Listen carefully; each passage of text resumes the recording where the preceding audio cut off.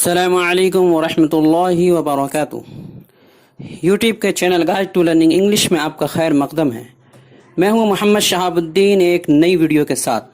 بسم اللہ الرحمن الرحیم۔ Lesson number 14 WH family. دوستو، آج کے سبق میں ہم WH فیملی کے بارے میں پڑھنے والے ہیں اور اس کے ساتھ استعمال ہونے والے مختلف الفاظ یاد کرنے والے ہیں، لہٰذا غور سے سنیں اور سبق کو سمجھنے کے بعد الفاظ کو زبانی یاد کرنے کی پوری کوشش کریں۔ آگے بڑھنے سے پہلے دوستو، اگر آپ نے ہمارے چینل کو اب تک سبسکرائب نہیں کیا ہے تو کر لیں اور بیل آئیکن میں آل کا بٹن پریس کرنا ہرگز نہ بھولیں تاکہ اس طرح کی ایک ویڈیو بھی آپ سے مس نہ ہو۔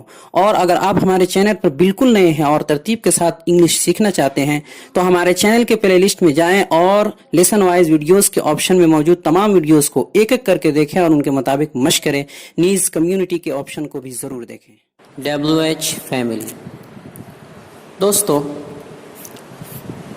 WH فیملی کے ذیل میں وہ الفاظ آتے ہیں جن میں W اور H کا استعمال ہوتا ہے، یعنی یہ دو ورڈز ہوتے ہیں W اور H، جن کا استعمال اکثر سوال پوچھنے کے لیے کیا جاتا ہے۔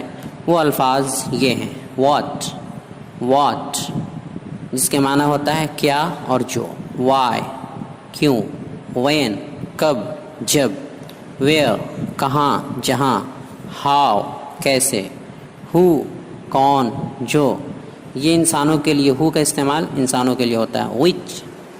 which کون سا یا جو، اس کا استعمال چیزوں کے لیے ہوتا ہے۔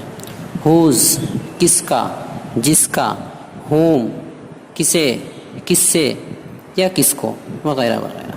اصل تو یہی 9 الفاظ ہیں، البتہ ان کے ساتھ مل کر کئی الفاظ کثرت سے استعمال ہوتے ہیں، لکھنے اور بولنے میں جن کی بہت اہمیت ہے اور مشق کے بغیر یاد رکھنا مشکل ہے، لہٰذا انہیں یہاں تلفظ کے ساتھ لکھ دیا جا رہا ہے تاکہ آپ پڑھ کر درست یاد کر لیں اور وقتاً فوقتاً ان کی مشق بھی ہوتی رہے۔ ہاؤ مینی جن کا معنی ہوتا ہے کتنے۔ یہ ہاؤ مینی کا استعمال ان چیزوں کے لیے ہوتا ہے جسے گنا جا سکتا ہے، جن چیزوں کو گنا جا سکتا ہے، شمار کیا جا سکتا ہے۔ اسی طرح ہاؤ مچ کتنا، دونوں کا معنی ہوتا ہے کتنا، لیکن ہاؤ مچ کا استعمال ان چیزوں کے لیے ہوتا ہے جنہیں گنا نہیں جا سکتا ہے۔ انٹل وین کب تک، سنس وین کب سے، فروم وین کب سے، فرام ہاؤ لانگ کب سے۔ یہ ان تینوں کا معنی ایک ہی جیسا ہے لیکن استعمال الگ الگ ہے، وقت کے ساتھ آپ کو معلوم ہو جائے گا۔ with whom کس کے ساتھ، for whom کس کے لیے، about whom کس کے بارے میں، towards whom کس کی طرف، by whom کس کے ذریعے، from where کہاں سے یا جہاں سے، for what کس لیے جس لیے، what for کس لیے جس لیے، how beautiful کتنا خوبصورت، how far کتنا دور، how good کتنا اچھا، how long کتنا لمبا، how old کتنا پرانا یا کتنا بڑا۔ یہ بڑا ہونا اس میں عمر کے لیے اس کا استعمال ہوتا ہے how old۔ how soon کتنی جلدی، in what way کس طرح سے، at what way کس طرح سے، what else اور کیا، whatever جو کچھ بھی، whatsoever جو کچھ بھی، what then تو کیا، تب کیا یا پھر کیا، تینوں معنی ہوتا ہے۔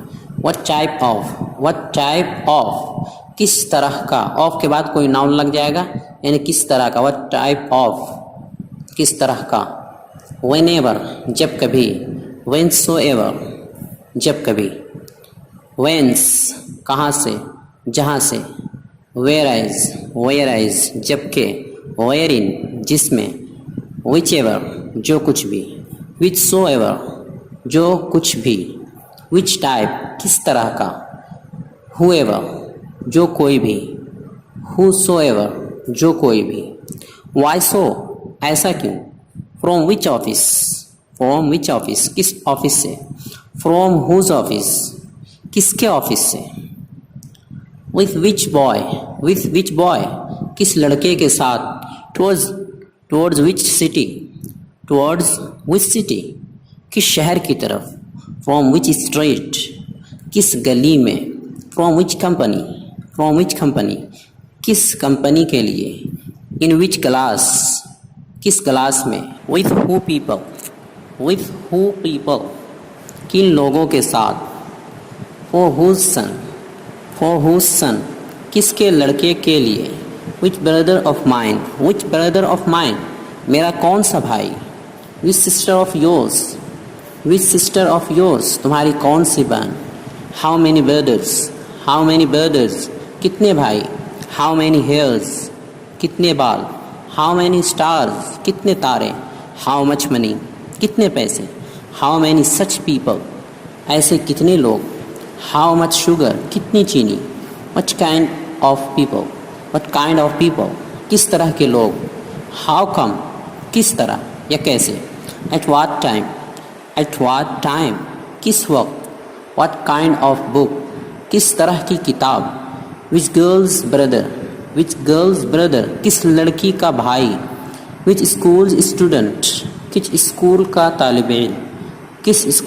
तालिब इल्म, how many kilograms of sugar, कितना किलो चीनी, how many glasses of milk, कितना गिलास दूध, how many brothers of mine, मेरे कितने भाई, how many brothers of yours, तुम्हारे कितने भाई।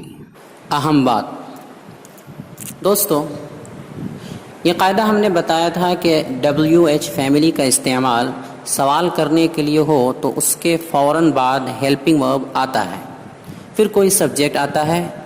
वो कायदा अपनी जगह दुरुस्त है कि WH फैमिली के बाद हेल्पिंग वर्ब आता है, फिर कोई सब्जेक्ट आता है।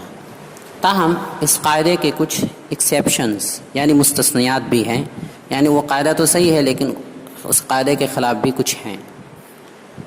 कभी कभी WH फैमिली के बाद हेल्पिंग वर्ब नहीं लिखा जाता है और ऐसा ज़्यादातर हाउ मैनी, विच, वॉच और हु वगैरह जैसे अल्फाज के साथ होता है।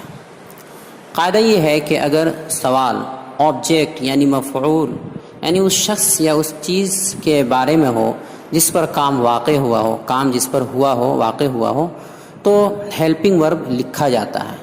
यानी अगर सवाल ऑब्जेक्ट के बारे में हो जिसको उर्दू में और अरबी में मफ़ऊल कहते हैं, तो हेल्पिंग वर्ब लिखा जाता है। जैसे एग्ज़ाम्पल है हु डिड यू टीच, आपने किसको पढ़ाया, हु डिड यू टीच, आपने किसको पढ़ाया। इसमें हु के बाद डिड का इस्तेमाल हेल्पिंग वर्ब के तौर पर हुआ है। डिड पास्ट यानी माजी के लिए हेल्पिंग वर्ब के तौर पर इस्तेमाल होता है और ये इसलिए आया है, यानी हेल्पिंग वर्ब इसलिए आया है क्योंकि सवाल मफ़ऊल यानी उस शख्स के बारे में किया गया है जिसको सामने वाले ने पढ़ाया है। यानी सवाल किया गया है कि आपने किसको पढ़ाया है, तो सामने वाले ने जिसको पढ़ाया है उसके बारे में सवाल किया जा रहा है। तो जिसको पढ़ाया है वो मफ़ऊल हुआ, यानी उस पर काम वाक़े है, पढ़ाने का काम उस पर वाक़े हुआ, इसलिए उसको मफ़ऊल यानी ऑब्जेक्ट कहते हैं। लिहाजा यहाँ पर हेल्पिंग वर्ब डिड का इस्तेमाल किया गया है। अगर सवाल उस शख्स या उस चीज़ के बारे में हो जो सब्जेक्ट यानी फ़ाइल, जिसे आप करने वाला कहते हैं, फ़ाइल यानी करने वाला, काम को करने वाला, यानी जिसने उस काम को अंजाम दिया है, किया है, उस शख्स या उस चीज़ के बारे में हो, तो WH फैमिली के बाद हेल्पिंग वर्ब नहीं आएगा, नहीं लिखा जाएगा। जैसे मिसाल है हु टॉट यू, आपको किसने पढ़ाया। पहले में ये था कि आपने किसको पढ़ाया, लेकिन यहाँ है आपको किसने पढ़ाया।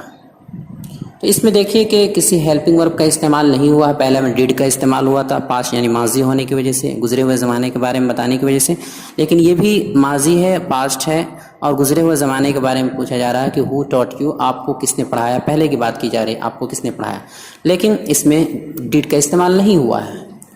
पहले हु है, फिर वर्ब यानी फेल, टॉट है, उसके बाद ऑब्जेक्ट यानी मफ़ऊल यू है। इस क्यों नहीं हुआ, इसलिए कि सवाल फ़ाइल के बारे में हुआ है कि सामने वाले को किसने पढ़ाया है। पहले में ये था कि सवाल मफ़ऊल यानी ऑब्जेक्ट के बारे में था, लेकिन इसमें सवाल फ़ाइल यानी करने वाले के बारे में है, सामने वाले کو کے سامنے والے کو کس نے پڑھایا ہے، جو پڑھانے والا ہے سامنے والے کو وہ کون ہے، تو پڑھانے والا فاعل ہے، جس نے پڑھانے کا عمل کیا ہے وہ فاعل ہے، اسی کے بارے میں پوچھا جا رہا ہے، لہٰذا ہیلپنگ ورب نہیں استعمال ہوا ہے، یہ یہاں پر نہیں آیا ہے۔ اس کو صرف یاد رکھیں اچھے سے، اس وقت سمجھ میں نہیں آئے گا اچھے سے، یہ اس وقت سمجھ میں آ سکتا ہے جب آپ ورب اور ٹینسز پڑھ لیں گے، آگے آپ کو پڑھایا جائے گا، فی الحال اسے ذہن نشی کر لیں۔ اس طرح کبھی کبھی WH فیملی کا ورڈ دوسرے ورڈ سے مل کر سبجیکٹ بن جاتا ہے، لہٰذا ایسا لگتا ہے کہ WH ورڈ کے بعد سبجیکٹ آ گیا، حالانکہ WH فیملی کے بعد ہیلپنگ ورب آنا چاہیے پھر سبجیکٹ، لیکن کبھی کبھی WH فیملی کے جو ورڈز ہوتے ہیں ان کے ساتھ دوسرے ورڈز مل جاتے ہیں اور وہ سبجیکٹ بن جاتے ہیں۔ جی اگزامپل ہے how many students are there, how many students are there, وہاں کتنے طلبہ ہیں، تو اس میں ہاؤ مینی اسٹوڈنٹ یہ مکمل ایک سبجیکٹ بن گیا ہے، اس کو سبجیکٹ مانا گیا ہے، اور اس کے بعد ہیلپنگ ورب ہے، یعنی سبجیکٹ کے بعد ہیلپنگ ورب آتا ہی ہے، تو ہاؤ مینی اسٹوڈنٹس ان کو پورا ملا کر کے سبجیکٹ مانا گیا ہے، اور سبجیکٹ کے بعد ہیلپنگ ورب آتا ہے، لہٰذا یہاں پر آر کا استعمال ہوا ہے، اس کے بعد آیا ہے۔ اور ایسا مجہول یعنی پیسیو وائس میں اکثر ہوتا ہے، جسے آپ بعد میں پڑھیں گے، پیسیو وائس یہ آگے پڑھایا جائے گا ٹینس کی بحث میں، صرف آپ انہیں ذہن نشی کر لیں۔ آج کا سوال ہے نیچے دیے گئے جملوں اور فقروں کی انگریزی بنائیے، یعنی نیچے جملے یعنی سینٹینسز بھی دیے گئے ہیں اور فریز بھی ہے، کچھ فقرے بھی ہیں، یعنی مکمل جملے نہیں ہیں، ان کی انگریزی بنا کر لائیے۔ کتنے کلو دال، کتنے کلو دال، یہ مکمل سینٹینس نہیں ہے، جملہ نہیں ہے، لہٰذا یہ فریز ہے، یہ استعمال ہوتا ہے، نامکمل جملہ ہے، سینٹینس مکمل نہیں ہے، اس کی انگریزی بنائیے۔ کتنے کلو دال، تمہاری کون سی کتاب، کتنی دکانیں، کتنا برا، کتنا قریب، کتنا پانی، تم کہاں ہو، وہ کیسا ہے، تم کس کے ساتھ ہو، یہ کون سی کتاب ہے، تم کون ہو، یہ کس کا قلم ہے۔ یہ تمام جملے جو اردو کے دیے گئے ہیں وہ ان کے مطابق ہے جو ابھی آپ کو پڑھایا گیا ہے، ابھی WH فیملی جو آپ کو پڑھایا گیا ہے ان میں اس طرح کا استعمال آیا ہے، آپ ان کو اچھی طرح یاد کر لیں، جب یاد کر لیں گے سمجھ لیں گے تو پھر اس کا لکھنا آسان ہو جائے گا، اسی کے مطابق یہ ہے۔ آج الفاظ ہی الفاظ ہیں بہت زیادہ، اس لیے آگے کچھ الفاظ یعنی سینٹینسز، ڈیلی یوز سینٹینسز اور فریزز یا ورڈز نہیں دیے جا رہے ہیں۔ تو دوستو ہماری یہ کوشش کیسی لگی، انگریزی پڑھانے کا یہ طریقہ کیسا لگا، اب تک کے اسباق کیسے رہیں، ہمارا یہ چینل آپ کے لیے کس حد تک مفید اور معاون ثابت ہوا، کمنٹ باکس میں ضرور تبصرہ کریں، اور ہمارے چینل کو لائک کریں، سبسکرائب کریں اور زیادہ سے زیادہ شیئر کریں۔ السلام علیکم ورحمۃ اللہ وبرکاتہ۔